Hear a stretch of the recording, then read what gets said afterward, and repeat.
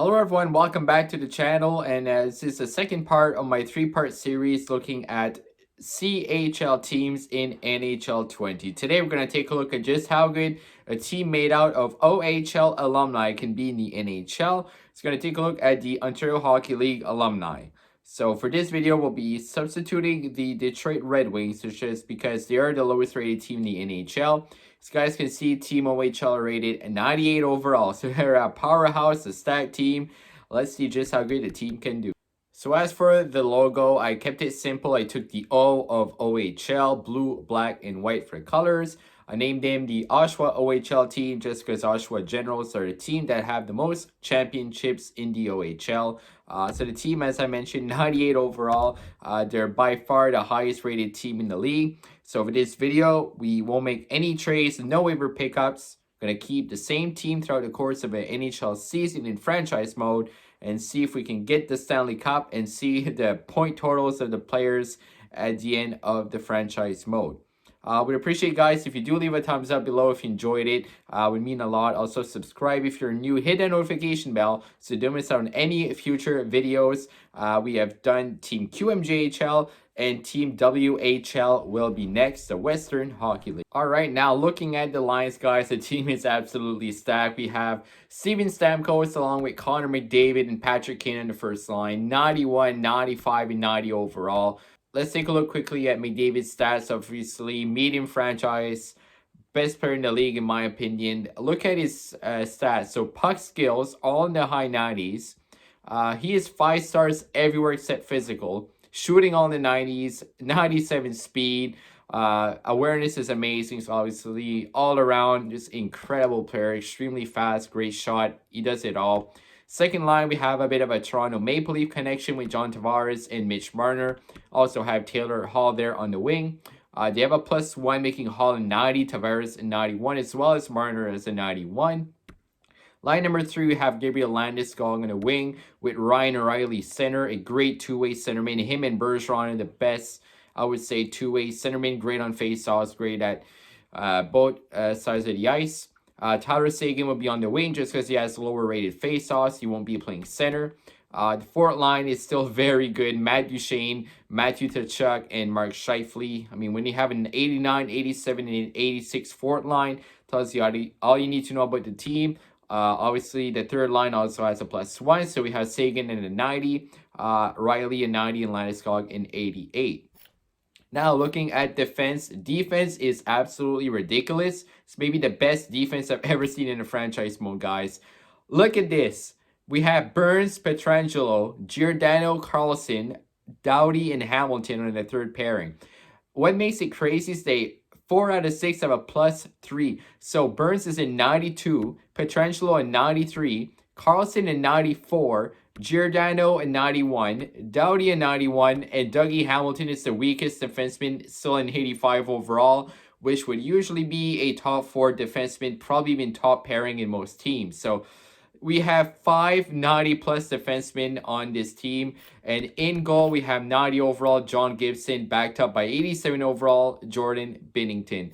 So honestly, this team should not allow a lot of goals. They should score crazy amounts of goals. I can't wait to see the stats at the end of the year. Power play is insane as well, as guys can see here. +3 on the first power play unit. Stamkos, McDavid, Kane, Burns, Pietrangelo. Unit number 2, Seguin, Tavares, Hall, Carlson, and Doughty.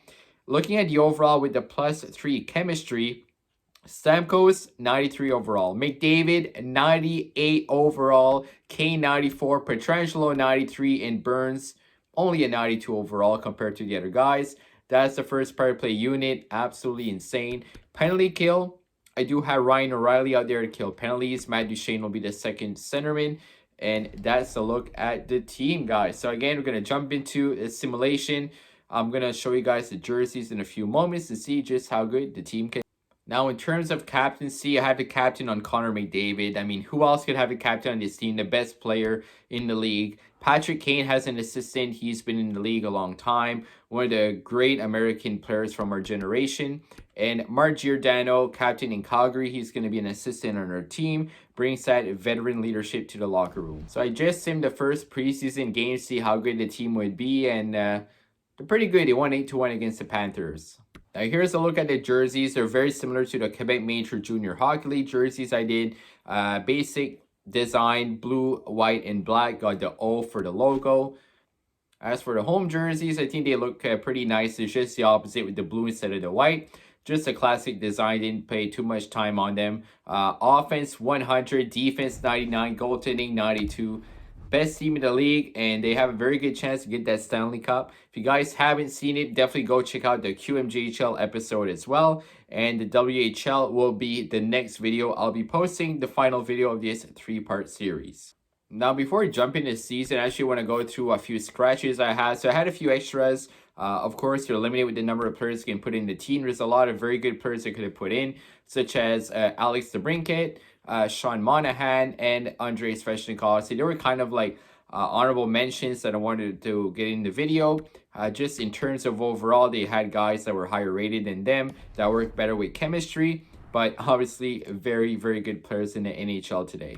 So I finished the preseason and the team just absolutely went off. They won 8-1 2 games in a row, and then they won 9-2 against the Senators. So between those 3 games, they scored 25 goals in 3 games. That's absolutely insane. They did lose against the Lightning, which was the only loss in the preseason. Let's get the entire season done. Like I said earlier, no trades, no waiver pickups. It's going to be the same team the whole season. And let's see just how good Team OHL can do. I also wanted to mention the arena name. I named the team arena the Tribute Community Center, just as that's the arena where the Oshawa Generals play, the team that this team is named after. So we are 5-3 in the first 8 games, so not doing amazing. I'm hoping the team can pick up and get some wins string together. So here we are, almost at the trade deadline. The team is doing pretty good. They have a record of 41-16-4. I just want to go over a couple of games. So against the Boston Bruins, we won 8-7. As there's a trade on the screen right there. So against the Boston Bruins, we won 8-7. We won 7-0 against the Buffalo Sabres. And then we win 7-1 against the New Jersey Devils. So the team scored 22 goals in 3 games. So far, 42-16-4. Can't wait to see the stats at the end of the year.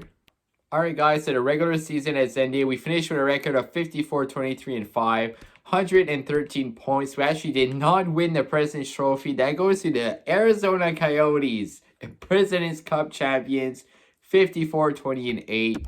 Patrick Kane actually gets the team lead in points. So not Connor McDavid, and nobody on our team is a point per game.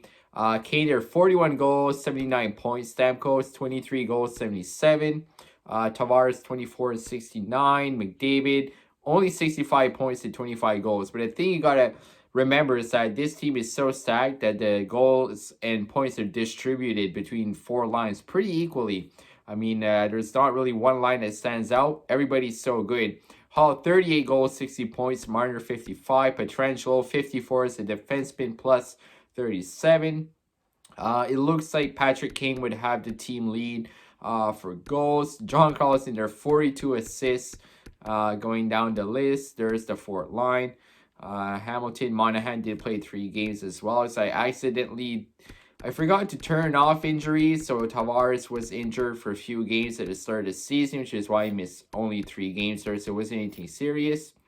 In goal, John Gibson, 46-18-3 with 7 shutouts and 912 save percentage and a 249 goals against. Absolutely insane. Binnington, 8-7-2 with 3 shutouts.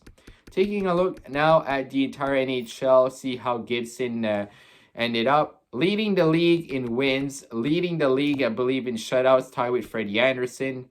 As for defense, it is Oliver Ekman-Larsson, almost a point per game, 80 points there, 28 goals. You got Erik Karlsson, Pietrangelo, Doughty, Hedman, Cal McCarr, 63 points as a defenseman in his rookie year. Him and Quinn Hughes going head-to-head in real life. Pretty crazy race for the Calder. And there's Quinn Hughes right there. Taking a look now at all skaters for the NHL. And McDavid with the Oilers, 46 goals, 102 106 points. McKinnon there, 102 points, 50 goals on the dot. Stamkos and the Lightning there, Seguin on the star. So, of course, there's a lot of duplicates with these players. So, there's Ovechkin, 92 points, 46 goals. It's going look down the list if you guys want to check out if your favorite player made the list. There's Crosby with 79. A lot of pretty good point totals. A lot of pretty good point totals throughout the league. So McKinnon actually wins the Rocket, and Ovechkin there tied. Basically, he's fourth, but it would be third place in total goals. So bit of a surprising year. Looks like Stamkos still has 2 games to go, so he might even pass McKinnon in terms of goals. So there's a look at the skaters. Taking a quick look now at the rookies. So we have Kyle McCarr there and Quinn Hughes at the top, along with Jack Hughes and Capo Caco. So you got the 2 first picks of the draft. You got the Hughes brothers and Kyle McCarr. Pretty cool to see there. Nick Suzuki here. He's doing fantastic for the Habs in real life as a rookie. In game, 35 points. And in goal, there's only 4 goaltenders rookies here. So Blackwood, Samsonov, Pedersen, and Thatcher Demko. All right, taking a look at the standings. So it looks like we will be playing the Boston Bruins. The 2 wild cards are in our division.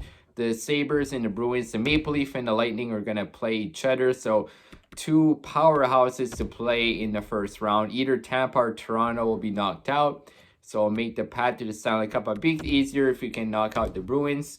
Here we go, starting the 7-game sim. We beat them 3-1, lose to 1 game number 2. Can we bounce back game number 3, 4-1, 5-0 in game number 4. We can clinch it on home ice here. 5-4 loss, 3-1 win. So we win game 6 in Boston. There you go.